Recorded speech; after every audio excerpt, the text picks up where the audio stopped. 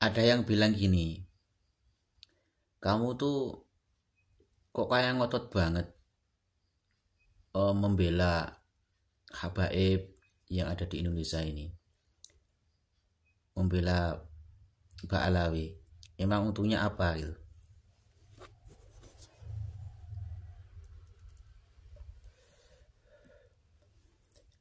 Untung dari segi materi apa? Ya ndak ada untungnya. Bahkan saya ngaji, saya buat video, itu saya nggak ada niat untuk mencari keuntungan, untuk semata-mata mencari dunia. Nggak ada. Bahkan saya membuat video ini nggak ada yang like, nggak ada yang nonton, juga nggak masalah. Nggak masalah. Karena apa yang saya lakukan ini adalah bentuk, ya, sebagai bentuk pengakuan saya sebagai seorang muslim, sebagai seorang yang beriman, mengaku beriman kepada Allah dan Rasulnya, dan sebagai wujud kecintaan terhadap ilmu. Meskipun saya ngaji masih belepotan, ngajinya masih banyak yang salah. Karena apa? Ya. Jadi la yutrakul haqqu li ajlil batil. Sesuatu yang hak itu tidak boleh ditinggalkan karena hanya gara-gara banyaknya sesuatu yang batil atau kebatilan. Jadi meskipun hidup di tengah-tengah kebatilan, di tengah-tengah orang yang melupakan tentang akhlak dan etikanya kepada para ulama, kepada para habaib, tidak pedulinya terhadap ilmu agama, ya, tetap tidak boleh ditinggal. Ngaji nggak boleh ditinggal, gitu loh. Paham? Dan lagi ya, di saat saya nanti mati, dan pasti mati, sampean juga pasti mati, semuanya nih pasti mati, nggak ada yang melungsungi kaya ulo, gak enek. Ya. Video-video saya ini nanti, ya, akan saya tinggalkan. Minimal ya, di saat nanti saya bertemu dengan Allah, di saat saya nanti bertemu dengan Rasulullah, di saat saya di mahsyar diminta pertanggungjawaban atas kehidupan saya selama di dunia ini, lisan ini pernah saya gunakan untuk membela Rasulullah. Lisan ini pernah saya gunakan untuk membela Allah, meskipun Allah nggak butuh bantuan saya. Allah nggak perlu dibela, Allah nggak perlu dibantu pun Allahu Akbar. Allah Maha Besar, Allah Maha Sempurna. Minimal lisan ini pernah saya gunakan untuk membela dzurriyyah Rasulullah Shallallahu Alaihi Wasallam. Paham? Gini, dulu di kota Madinah, ya. Jadi di Madinah itu ada sosok namanya Abdullah bin Ubay bin Salul. Sampean bisa buka di Google itu, siapa itu Abdullah bin Ubay bin Salul. Dia itu tokoh yang punya pengaruh di kaumnya, yaitu kaum Khazraj dan suku Khazraj dan juga suku Aus. Bahkan kedua suku ini sudah sepakat untuk menjadikan si Abdullah bin Ubay ini sebagai raja. Ini sebelum kedatangan Rasulullah. Tapi setelah Rasulullah Muhammad SAW berhijrah dari Makkah kemudian masuk ke Madinah, berbondong-bondong warga Madinah ini yang memeluk Islam dan mengikuti Rasulullah dan para sahabat, ya, si Abdullah bin Ubay ini merasa timbul hasutnya, timbul dengkinya, karena akhirnya pengaruhnya tergeser, ya. Yang dulunya si Abdullah bin Ubay ini sosok yang ditokohkan di situ, tapi kalah pengaruh karena masyarakat Madinah, ya, bahkan yang dulu dari Khazraj, dari Aus yang dulunya itu mengagumi dan merencanakan untuk menjadikan si Abdullah bin Ubay ini raja, juga memeluk Islam dan mengikuti Rasulullah Shallallahu Alaihi Wasallam, maka timbullah kedengkian, hasut, ya. Maka Abdullah bin Ubay ini juga beriman, dia lisannya beriman, dia ikut memeluk Islam, ya. Dia bersyahadat, dia memeluk Islam di depan Rasulullah, di depan para sahabat, ya, dia memperlihatkan bahwa dia seorang mukmin. tapi di belakang dia menghasut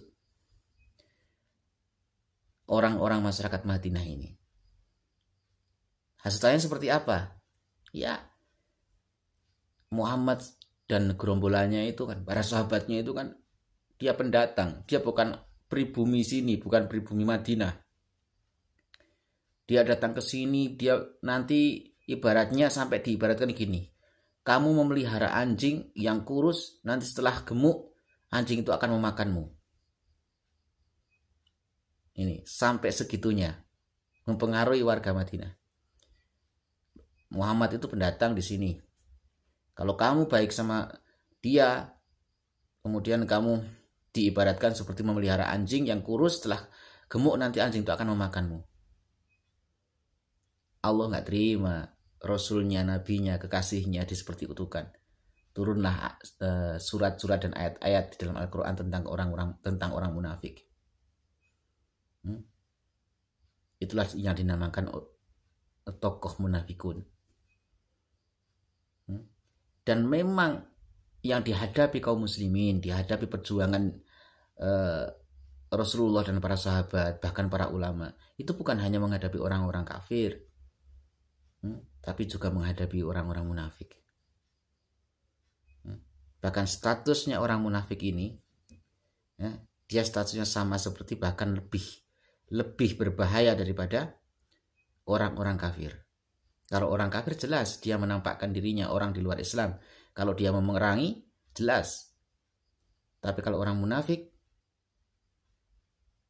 menggunting dalam lipatan, menjegal kawan seiring, musuh dalam selimut. Jadi saya ingatkan sekali lagi kepada, saya ini nggak punya pengaruh. Sekali lagi saya tegaskan, saya ini nggak punya pengaruh apa-apa. Saya ini juga bukan siapa-siapa. Saya nggak punya pengikut. Tapi selama saya masih bisa bernafas, saya tidak akan pernah berhenti sesuai dengan keilmuan saya, semampu saya, meskipun saya masih sangat jahil, sangat fakir ilmu. Ya, tetap saya akan melakukan semampu saya untuk melakukan pembelaan terhadap Rasulullah, kemuliaan duriyah Rasulullah Sallallahu Alaihi Wasallam. Bahkan bukan hanya itu, bukan hanya duriyah Rasulullah, bahkan para ulama Nusantara ini. Saya ini, guru-guru saya ini nggak ada yang habaib.